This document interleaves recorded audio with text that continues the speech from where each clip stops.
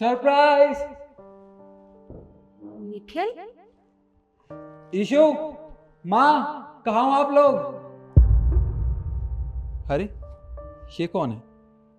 लगता है ईशु ने नई काम वाली रख ली है।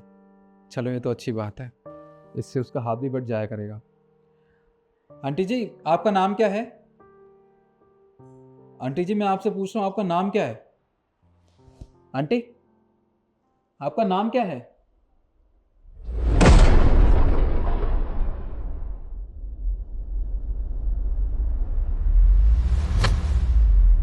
माँ,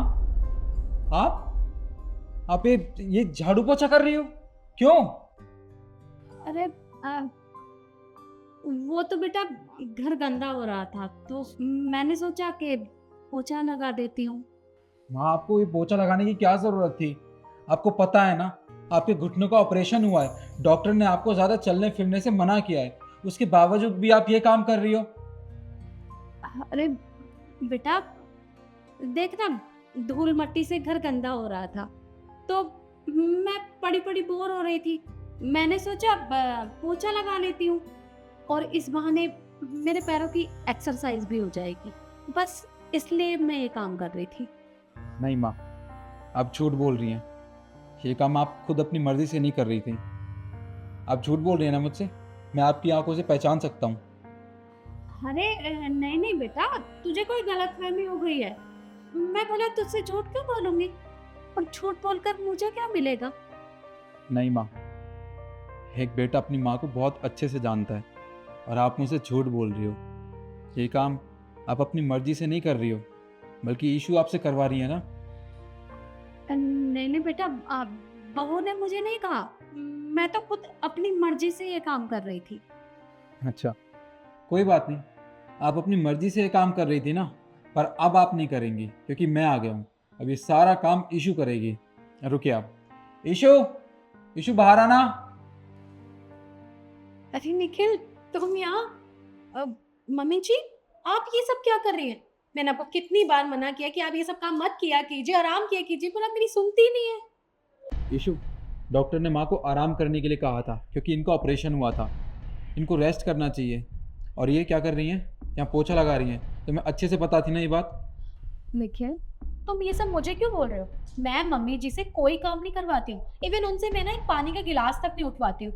और मम्मी जी, आप देख रही हैं, आपकी वजह से ये मुझे डांट रहे हैं। आप बताइए ना कि आप ये सब अपनी मर्जी से करती हैं। मैंने तो आपको कभी नहीं बोला कि आप ये सब काम कीजिए, बताइए ना। अरे बेटा, मैं इसे कह रही थी कि ये सब काम मैं अपनी मर्जी से कर रही थी, तो उन्हें मुझे नहीं कहा, पर ये मेरी बात ही नहीं सुन रहा। एक मिनट, ये लो। आज से तुम इस घर का काम करोगी। और एक काम करना, सारे कमरों में ना बराबर पोछा लगा देना अच्छे से। क्यों लगाऊं मैं पोछा? हाँ, ये काम ना मेरा नहीं है। और क्या गलत करती हूँ मैं तुम्हारी माँ के साथ ये सब कुछ करते हुए? बिल्कुल सही करती हूँ। अरे तुमने क्या किया मेरे साथ? शादी करके मुझे इस चार दीवारी में कैद कर दिया। खुद तो चले जाते हो देश की रक्षा करने, और यहाँ पे मेरा मेरा ख्याल कौन रखेगा? मेरे शौक कौन पूरे करेगा? यहाँ पे तुमने मुझे अपनी माँ के सिर पे छोड़ दिया है ताकि मैं पूरा दिन तुम्हारी इस बुढ़िया माँ का ख्याल रखती रहूं। अरे मेरी अपनी कोई जरूरत ही नहीं है, मेरे अपने कोई शौक नहीं है। मुझे भी बाहर जाना होता है, शॉपिंग जाना होता है, मूवी जाना होता है, घूमने फिरने जाना होता है, लेकिन नहीं, तुमने मेरे सारे शौक इस चार दीवारी में कैद करके रख दिए। क्यों?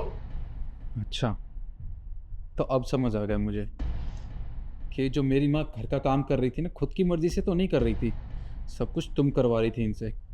ईशु, तुम्हें ज़रा सी भी शर्म है? तुम मेरी माँ से ये काम करवा रही हो जबकि तुम्हें अच्छे से पता है कि इनको रेस्ट करना चाहिए। अरे बूढ़ी हो चुकी हैं, तुम क्यों हो इस घर में? इस घर का काम तो तुम भी कर सकती हो। और इस घर में कितने लोग रहते हैं जो तुम्हें इतने ज़्यादा काम लग रहा है? हाँ, अगर तुम चाहती तो ये काम खुद भी कर सकती थी। अगर नहीं कर सकती थी ना, तो एक नौकरानी रख ली होती। पर मेरी माँ को तुमने नौकरानी बना के रख दिया इस घर की। शर्म आनी चाहिए तुम्हें। तुम लोगों को शर्म आती है? तुम्हें शर्म आई तो मुझे यहाँ छोड़ के गए, इस घर की नौकरानी बना के रख दिया। जब तुम्हें शर्म नहीं आती ना, तो मुझे भी शर्म नहीं आती। और मुझे ना 1% भी पछतावा नहीं है कि तुम्हारी माँ से मैंने घर का काम करवाया, क्योंकि ये डिजर्व करती है। हाँ हाँ, क्यों पछतावा होगा तुम्हें अपनी गलती का? क्योंकि ये मेरी माँ है, तुम्हारी नहीं। अगर मैं तुम्हारी माँ के साथ यही सलूक करता ना, तब तुम्हें पता चलता।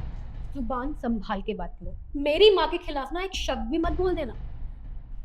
वाह, मैंने तुम्हारी माँ के बारे में सिर्फ कहा है, तब तुम्हें इतनी तकलीफ हो रही है। और तुमने मेरी माँ के साथ क्या किया, तब तुम्हें जरा भी तकलीफ नहीं हुई। तुमने एक बार भी मेरी माँ या मेरे बारे में नहीं सोचा। अरे मैं वहां बॉर्डर पे खड़े होकर देश की रक्षा करता हूँ और ये सोचता हूँ कि मेरे घर में मेरी माँ की सेवा मेरी बीवी कर रही होगी। पर यहाँ के क्या पता चलता है मुझे कि मेरी बीवी ने तो मेरी माँ को नौकरानी बना के रखा हुआ है।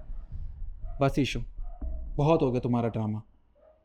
एक काम करो, तुम इस घर से ना अपना सारा सामान पैक करो और जाओ अपने मायके या कहीं भी जाओ, मुझे कोई फर्क नहीं पड़ता, क्योंकि अपनी माँ की रक्षा, अपनी माँ की सेवा मैं खुद करूंगा।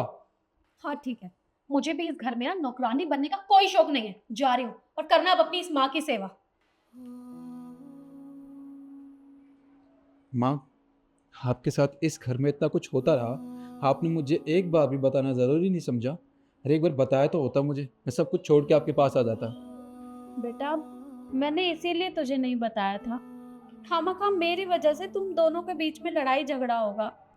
मैं नहीं चाहती कि मेरी वजह से तेरा घर टूटे। मैं ऐसे घर का मैं क्या करूंगा जहाँ मेरी माँ की इज्जत ना होती हो। मैं अब कहीं नहीं जाऊंगा, आपके पास रहूंगा।